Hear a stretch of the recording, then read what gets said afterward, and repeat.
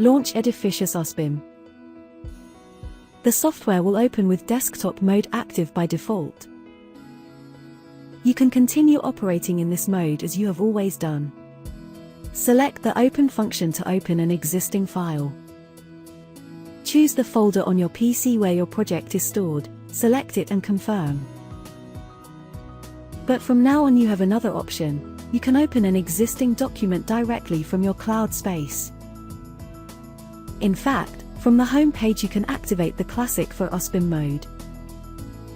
Log in by entering your credentials, and in the software home page you will see your cloud space with your documents.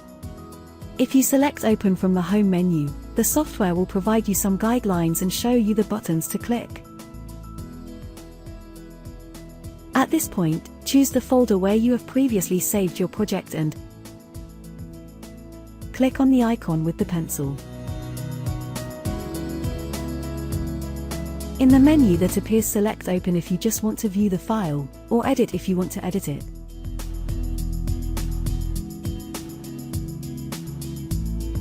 Once your project is open, in Edificius you will simultaneously have the document open from your PC and the one open in the cloud.